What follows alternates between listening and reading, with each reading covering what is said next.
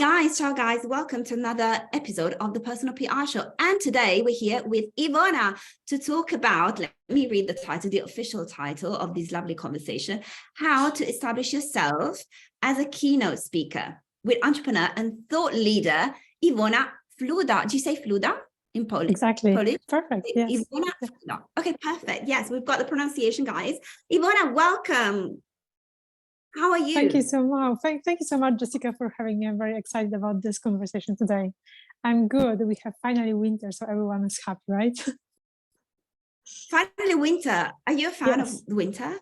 I'm a fan of the snow. I'm not a fan of the cold.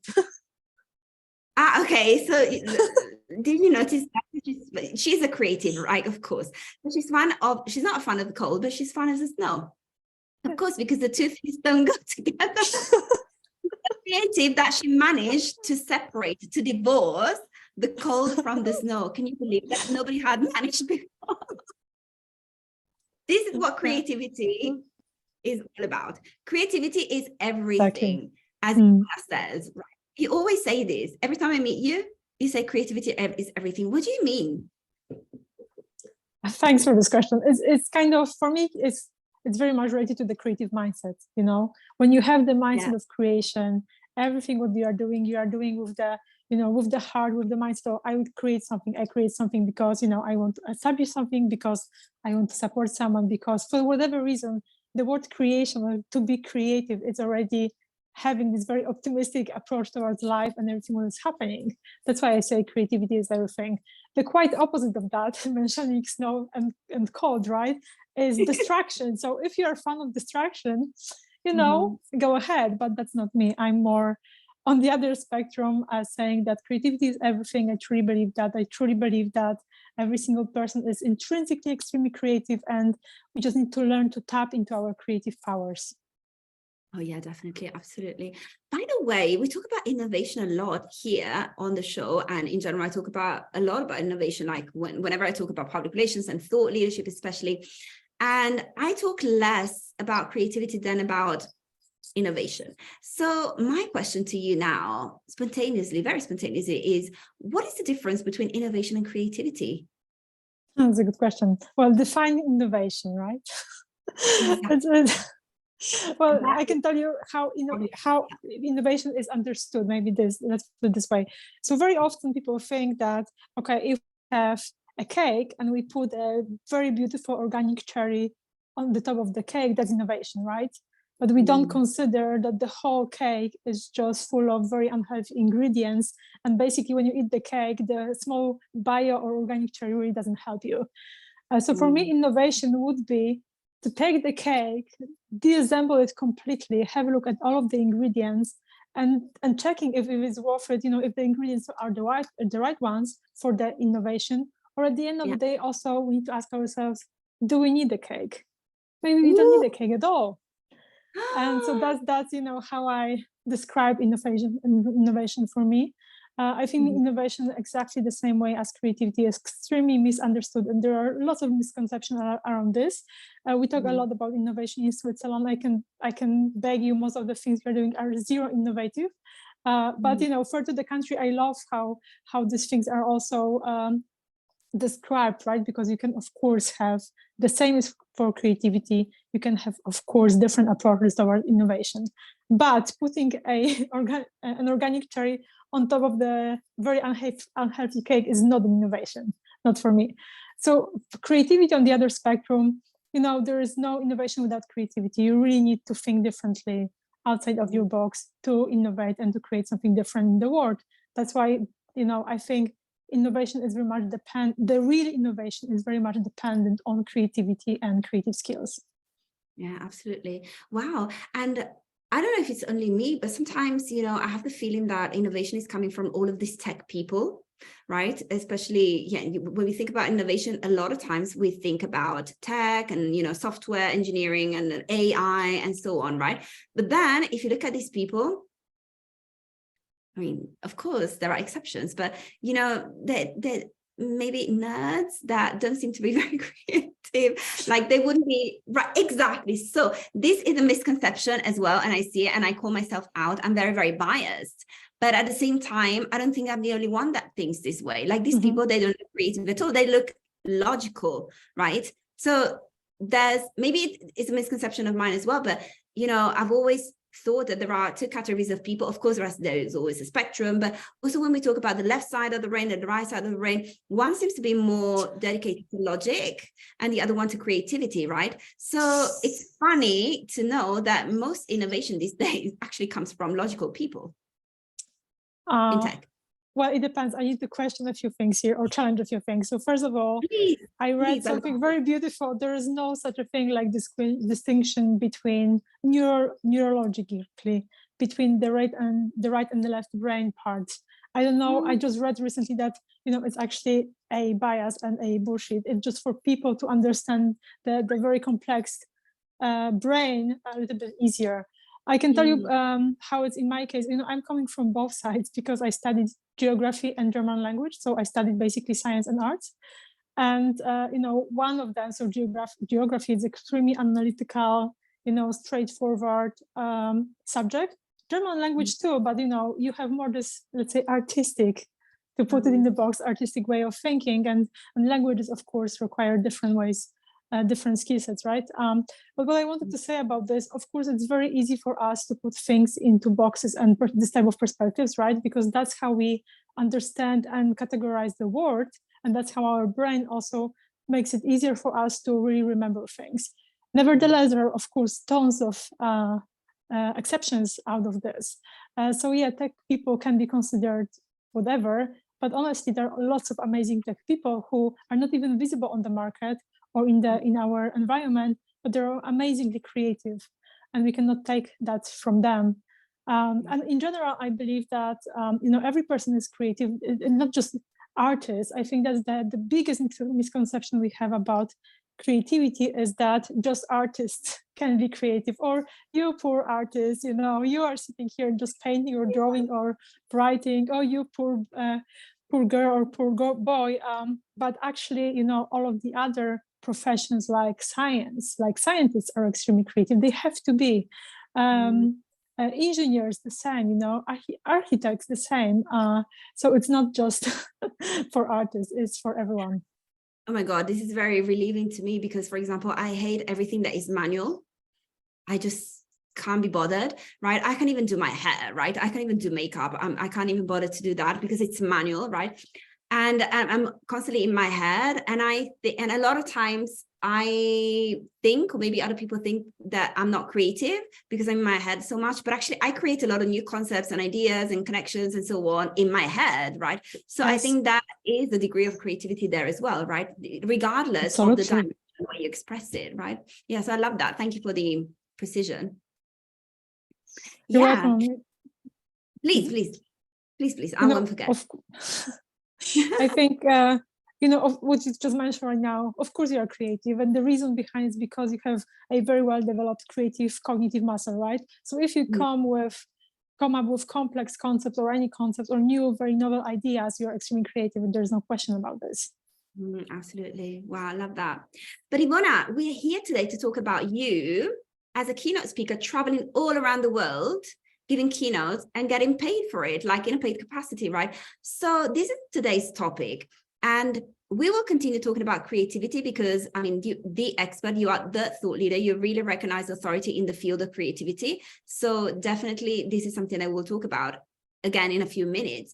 But how about we talk about how you became this thought leader, how you managed to establish your authority in this field, and that led you to also being invited to all of these conferences. I remember that a few months ago, you were even in Namibia, and you were there for like, I don't know, 10 days, 2 weeks on holiday. And it was just, I mean, you were there for a keynote, but then of course you were able to extend and everything was paid and the coverage was great on different media and so on. How did you reach that? I think it started, you know, already many years ago. So I can also tell you that my very first public speaking engagement was when I was, I think, 11 or 10. And I remember until this day that I was just terrified. I was terrified to go and speak at the stage, you know, to all of the people Yeah. seeing me. But then, you know, I think that's how life happens. You know, I just faced all of the fears, and then I continued facing all of the fears for public speaking, and that's how I trained myself. I'm still not the master of the arts here, but it's definitely something that, you know, how I started.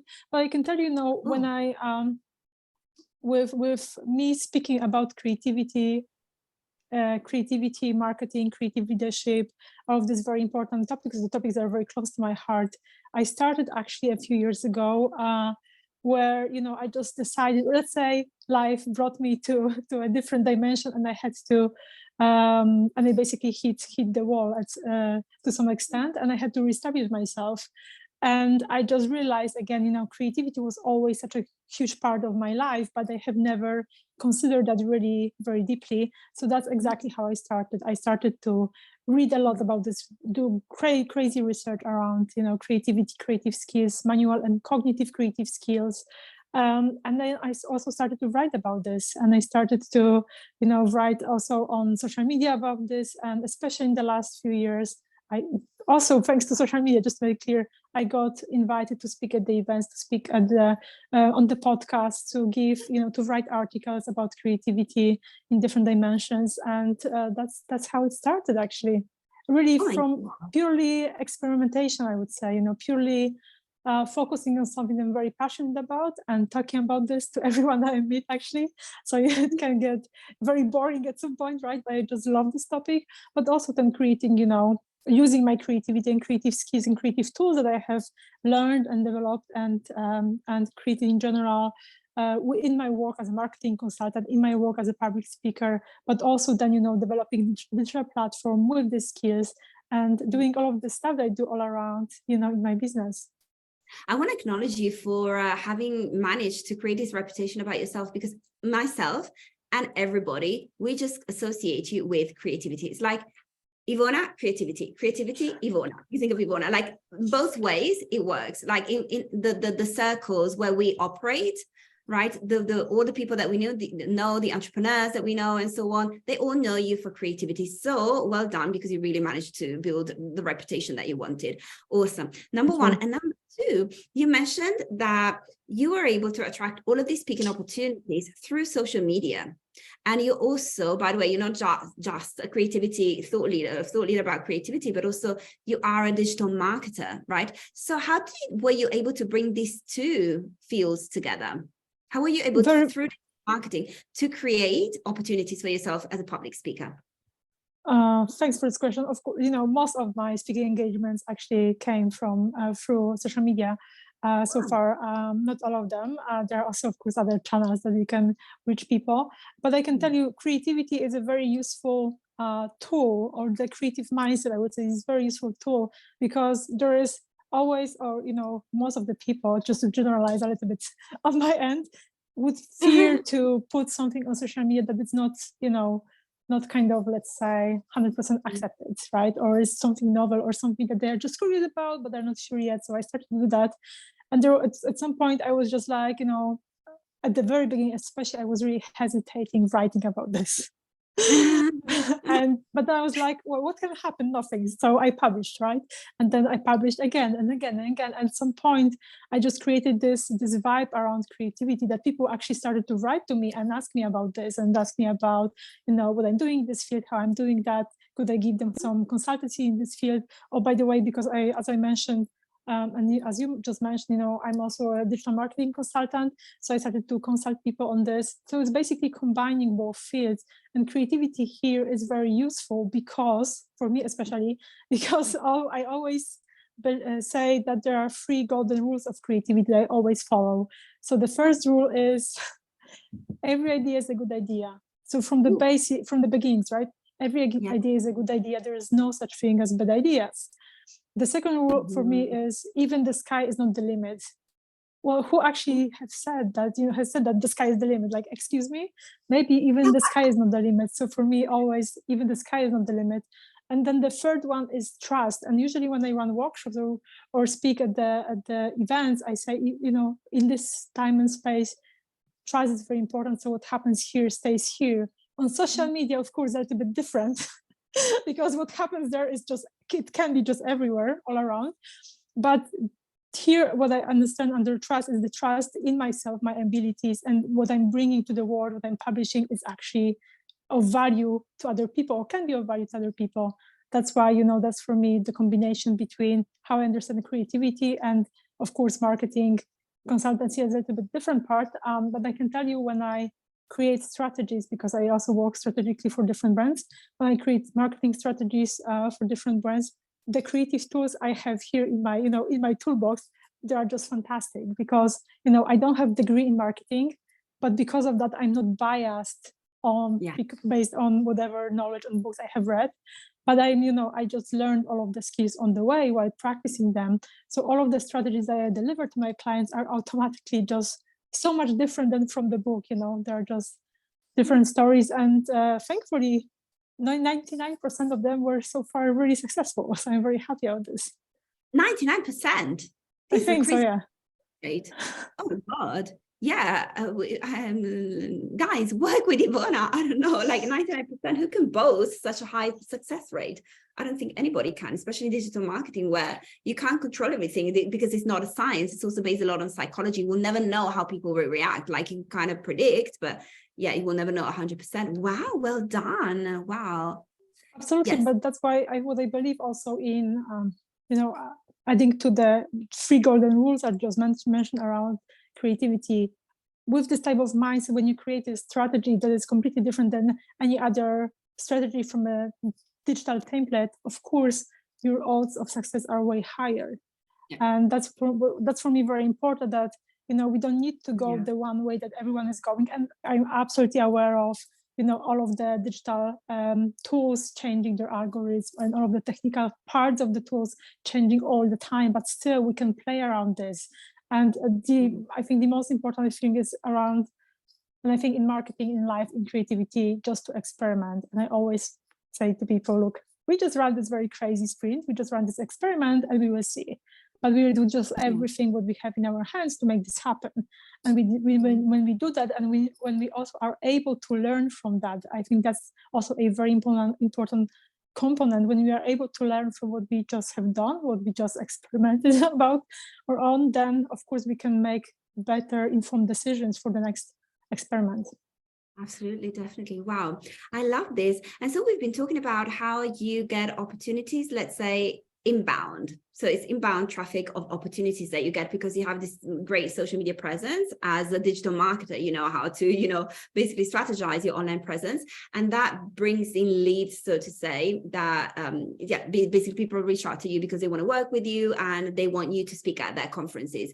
Have you also done any outbound, let's say, outreach, so to say? So outreach and outbound, of course, they're synonyms, but have you also, contacted conference organizers in order to get invited as a keynote speaker?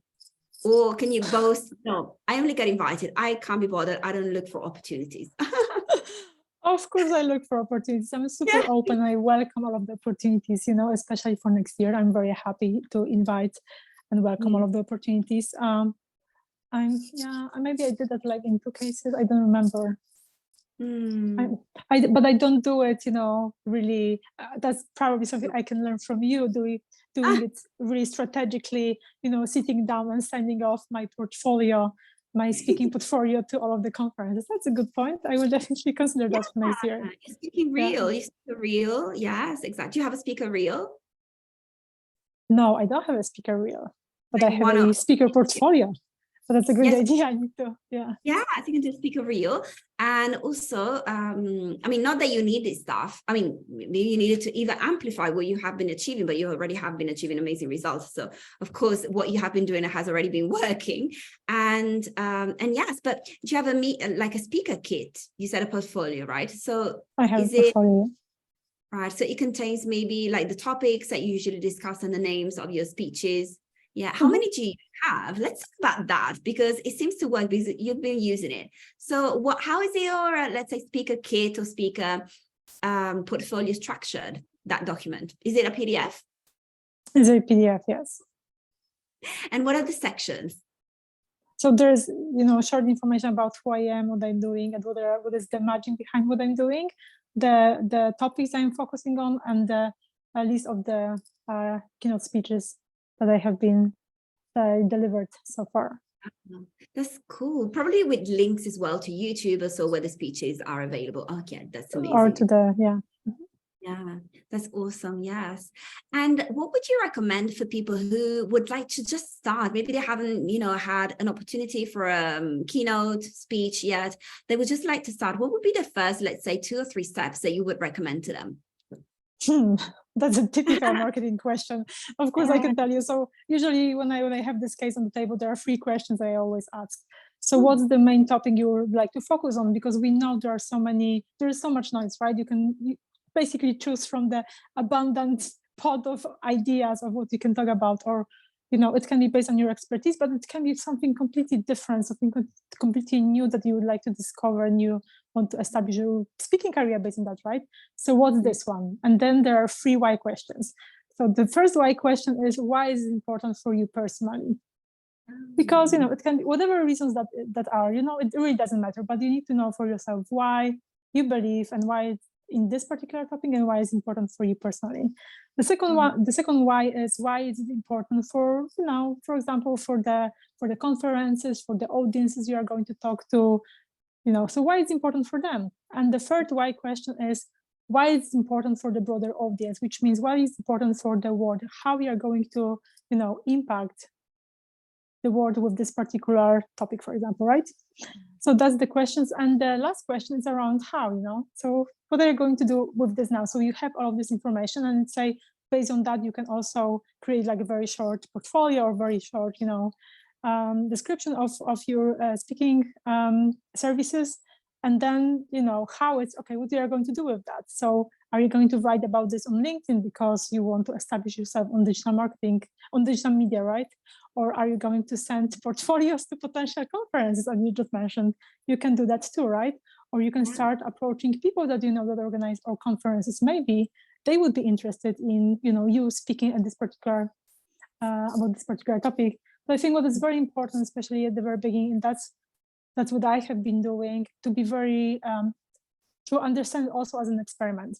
And the reason behind this is when we are getting very creative in this, when we are experimenting on different topics that we are not yet experts at, or we are not yet super sure, how to do these things, then we are taking off the whole pressure from our shoulders. And that's a very powerful kind of creative tool to experiment, because okay, that's just an experiment. If it fucks up, pardon my French, then I can go and run the next experiment and the next experiment, right? But the important aspect is what I mentioned before, is to learn from this experiment and to iterate to the extent that, okay, at some point you're just like, okay, I have done so far everything, like that's what worked, I'm going to continue with this. Yes, exactly. Oh my God. I love that you talked about failure as well. We didn't use the word failure explicitly, but this is what we meant as well. So if there is failure, then take it as an opportunity to learn and to grow. The most important thing is that you fail fast enough and that you learn from your failure, right? And that Absolutely. Yeah, and that is a topic that is really, really often discussed in entrepreneurship. So talking about the audiences that you reach through your keynotes, are they mainly composed by entrepreneurs? So the conferences that you have been invited to, were they mainly, let's say, entrepreneurial conferences or conferences for entrepreneurs? That's true. It's the audiences so far were extremely diverse, I need to say. From teachers to entrepreneurs to senior level corporate managers. So really diverse. Nevertheless, what I really love about, despite of the audiences, and very often I even don't want to know what is the audience behind, which is quite the opposite of what usually people suggest. Because what I do, I when I speak at the conferences or when I run a creativity workshop at different events, that's all very experimental, right? So I don't just talk about something for 30 minutes, but I let people to experience that power with different tools. So that's something that can work absolutely across industries and across generations, let's put it this way. Yeah.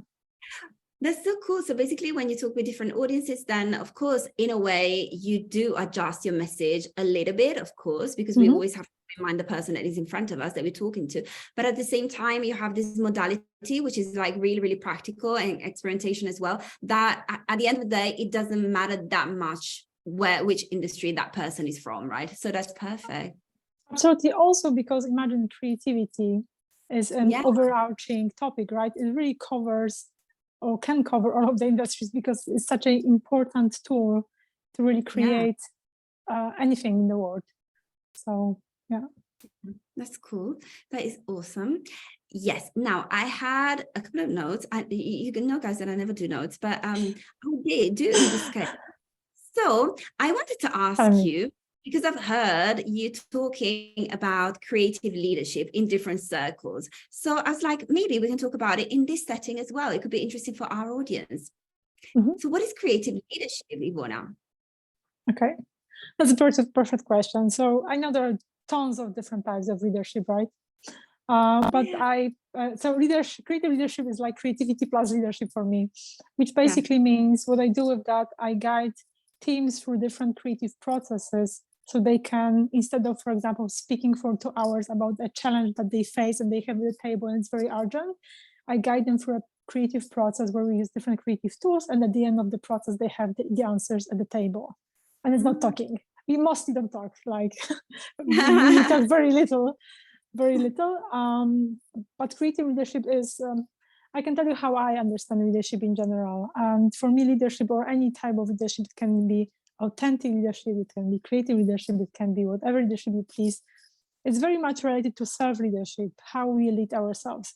Because when we know ourselves and we know how we lead ourselves and what's important for us personally on the professional level, but also in general in the broader world, then it's way easier to actually impact and influence the surroundings, right? It's way easier to impact your employees, your audiences, because you know yourself so good. And this, of course, comes from with both sides. It comes from with all of our talents, because we are all extremely talented, right? So we have this very talent, this all of the talents in our hands, but also it comes from the, you know, with the shadowy part of our personalities, right? Because we all have our, let's say, challenges, right, that we face in our lives. So I think finding the balance is also very important. But any type of leadership, for me, comes to self-leadership, yourself first, and then guiding the world and creating things in the world based on that. Yeah, I love that. Wow, I love that so much. I created a kind of leadership as well. I just created it a few weeks ago, and I was like, oh, I want to create connected leadership.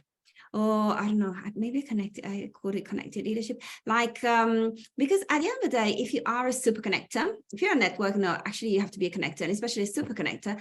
I think that then when you start putting all of these people together, you actually establish yourself as a leader. I mean, you have to have leadership in order to bring all of these people together, to build communities, to build small groups as well, even do intros one-to-one, but it's still like you are taking the situation into your own hands and you are being creative, right? You're creating something new. So I think there is some leadership involved as well when you are a connector. So I was like, okay, I'm absolutely. Wait a second. Absolutely. Because leaders, as you know yourself, that's also people who influence and impact the world, right? And you clearly influence, impact the world. You know, with creative leadership, it's more like maybe the creative leaders, how I understand it, they just have different type of tools, right? So I have tons of different creative tools in my toolbox. Therefore, I know that creative leadership is one of the main topics for me to talk about. And also maybe less talk about, but really using the tools and guiding people through the process. So therefore, they can develop and discover their creative leadership skills. Yeah, absolutely. I love that. But you've just said something that has sparked my attention. You said Creative Switzerland. So is there anything that you have to say about this? Any projects? I don't know. Nothing, no, boring life. Creative Switzerland, you know, I'm sleeping with this business for I have been sleeping with this business for the last 5 years. Oh my God. Well, Creative Switzerland, initially when I started that was an online booking platform for creative activities here in Switzerland. So everything what you hate, manual work, was there, you know, like wood making classes, cooking classes, artistic classes, a group of fantastic creative people behind us. But of course, we had this very surprising 2020 with this very tiny thing that just disrupted the whole world. And for many months, we were just not allowed to run workshops, or it was just too dangerous to run workshops. What I discovered were, I think, in general, the creative, cultural, and travel industry were the most hit by the pandemic. And many of the people I had in my community and I worked with, they lost their businesses because of that, which was, of course, very challenging to observe too, right? Because the businesses were just clearly disrupted. So these days, we call it, I'm pivoting the business model, and I'm moving more to online courses on creativity, creative skills. Yeah. Oh, wow. And you do, somebody told me, a little bird told me that you do have something coming up in this field, like maybe a little boot camp. Very tiny, yes. Yes, I do. Right. I run this year, or the first cohort of the online creativity bootcamp. The next class starts in January. That's 21 days to unleash your creative potential. And it looks like every day you're getting a creative tool and you have the whole day to basically implement the tool. Minimum 15 minutes, that's just the bare minimum. But of course, if you can invest more time, commitment is important, do it. And the next day you're getting all of the secrets behind this creative tool and why it's important for you to practice this particular tool for your creative skills. And then of course you're getting the next creative task, the next creative tool for the whole day. Yes. And that is 21 days. Does it have like, let's say, a neuroscientific background, this decision to run the challenge for 21 days? Yes, tell me. I'm sure you're also familiar with that. 21 days basically means that, you are creating your habit, right? So already committing to your creativity subconsciously, committing to your creativity for 21 days means that your subconscious mind is just like prepared for that. It's ready to go. It wants to do it, wants to, commit to something so important, right? And after 21 days, you are getting, in this case, you are getting homework, which I'm not going to spoil your audience with that, or you are getting homework. And the idea behind is basically you just need to create the habit. The habit of being creative. Yeah. The habit of being creative is so cool, because habit sounds something so rigid and creativity something, so flowy, right? But no, you have to have a habit of creativity. I mean, you can, and it's recommended by Ivona to have a habit of creativity. And it's so cool because then when the habit is established, Ivona, then people maybe will continue. Day 22, 23, 24, the challenge is not on anymore, but they will still continue, right? So this is your... They always have, absolutely, they always have access to the challenge, right? They also, to the bootcamp, they always have access to the videos, to all of the content related to that. So they can always come back and see. That's cool. Yes. And let me check the time. Yeah, we have another few minutes, and there are a few other questions that I prepared that I wanted to ask you. So I have two more, and then another one that I ask everybody. But one is, what's the change that you would like to see that would empower more people to participate in creating a fairer future? And that connects me to another question that I have. Okay, I'm going to ask this one as well, which is about your sustainable business called Organic Cosmetics, right? It's your social enterprise. So how can we use creativity basically to make a better world? That's a great question. So talking about the fairer world, right? And what I wish in the world to change, actually, I really would love people, like every individual, to start tapping into their creative powers. And it's not because that's just a fluffy, nice concept of life, but I just know and I have experienced how much this concept and these ideas and these tools can really change everything in your environment. So that's definitely this one.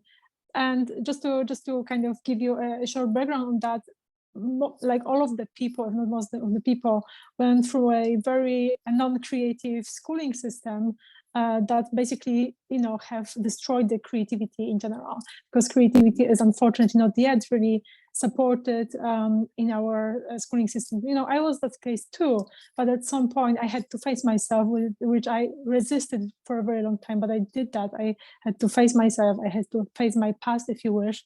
and heal from many things, and then really re-establish myself on a completely different level. And I wish, and that's exactly how I also started to tap into my creativity and creative potential. And I wish all of the people to have that power too, to change, the power to change, actually to transform. Yes, exactly. Wow. And basically your journey is something that also led you to creating this social enterprise, right? Would you like to talk about it maybe? Because you have another product. Yes. So Organic Cosmetic that's here, that's basically an online shop with organic and vegan cosmetics, surprise, surprise, but also with the mission to end menstrual poverty. Of course, the mission is huge, and I hope to see in my lifetime that this challenge is going to be completely covered, completely, solved in general. But for me, I decided with this business to create a 100% social enterprise, which means, I support regional small manufacturers who manufacture cosmetics. I support people here in Switzerland who otherwise wouldn't find a job on the market because of their background, refugees, migrants, or because of the mental challenges they are facing. So I collaborate with the labor organization in Winterthur, and they're my wonderful happiness center where people pack all of the packages and they ship them.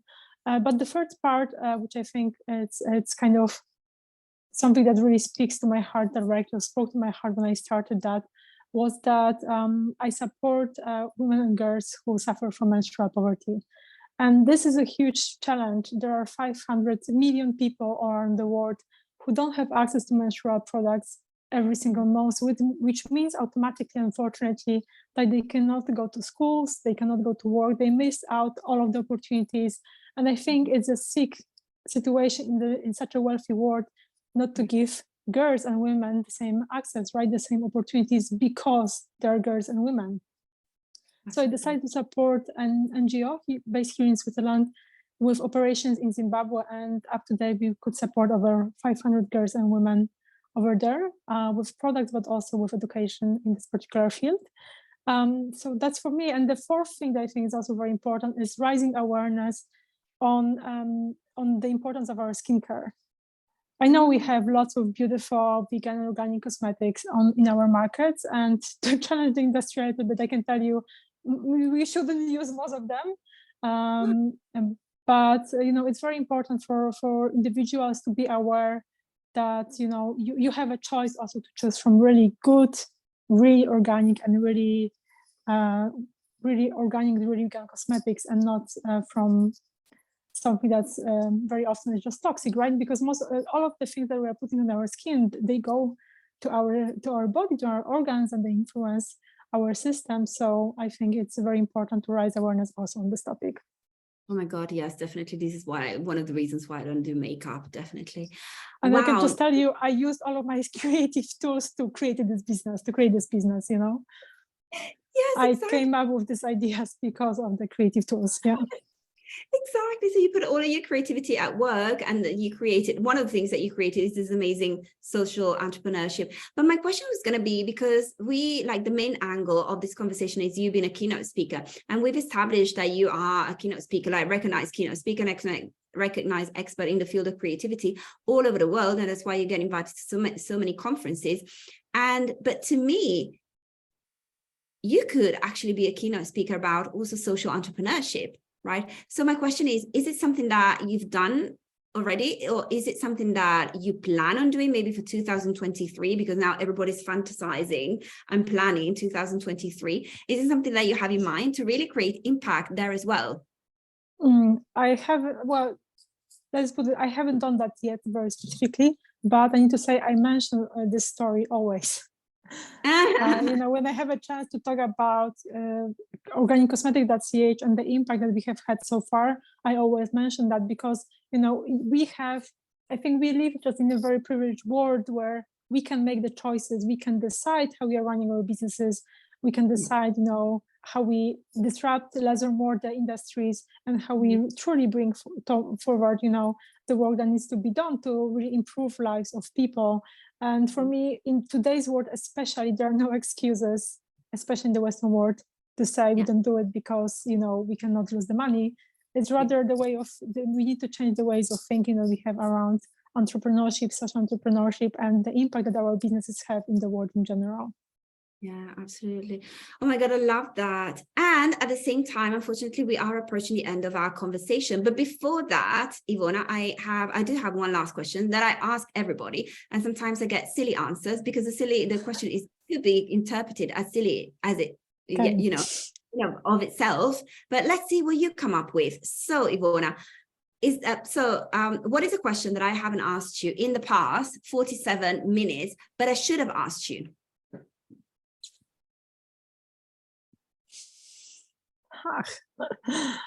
That's a good one.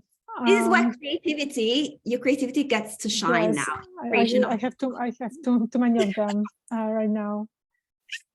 Yes. How can we co-create the world together in 2023? So next year when we meet here in this room in December, we will just celebrate. Oh my God, yes. So let me ask you this question. So what are we going to talk about? Wait, let's say, Ivona, that you and I get back here on the Personal PR Show in exactly 1 year. It's the 16th of December, 2023. What has happened? What have we created? What have we co-created this year to make the world a better place? And always by leveraging, of course, creativity. No, I need to answer that question, right? Of course. For me, considering all of the 3 golden rules of creativity I mentioned before, even the sky is not the limit. I wish that we will thrive individually on such a great level that there is nothing that can really disrupt us. Nothing that can disrupt our peace in general as individuals. So that's one thing I wish all of us. I wish all of us true, pure collaborations and co-creations. And I talk here about any business collaborations or any personal, whatever is on your table. I wish that to all of us, going to the world with the idea of creation and creating with others, with enthusiasm and hope and impact, the influence that we can create together. I wish us to talk about all of the successes that we had in this particular field.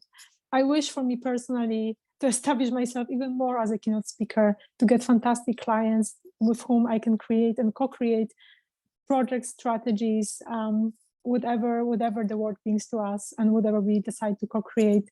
But I wish us all also lots of health. I wish us to be healthy and empowered and encouraged and just very calm and optimistic about whatever is coming our ways. And I wish us also to tap even more into our creative powers and speak here in this room next year and talk about all of the creation that we have done. Oh my God, Ivona, you don't need to do your New Year's resolution anymore. They're done already. You've done it. Now you can enjoy New Year's Eve without having, to take your journal and write everything down, right? It's done. Well done. Exactly. And at the same time, I have to say that probably we will but we will make it happen. We will meet here again on the 16th of December, 2023. And I will ask Chair, our lovely relationship manager, to already make an appointment. So we have it in our calendar. Right. Yeah. So cool. And we'll take this snippet that you have, the snippet of you talking about all of these lovely wishes for 2023, and we will play it at the beginning of our conversation next year. Let's do it. So I have one more wish for us. I wish us also, I need to remember that. I wish us all also to have truly abundant lives, not just creative lives, but also abundant lives when it comes to whatever resources you need, when it comes to finances, but also abundance of friendships and joy and communities and support and whatever is needed in our journeys next year. Love it. Absolutely. Oh my God, this has been amazing. Thank you so much, Ivona. Come back before the 16th of December, 2023, please. Come back in the next quarter or so. You're always welcome on the Personal PR Show. And we'll celebrate even more keynotes for you all over the world. Thank you so much, Jessica. All the best to you. All the best to you too. Thank you so much, Ivona. Thank you so much, guys, for watching us.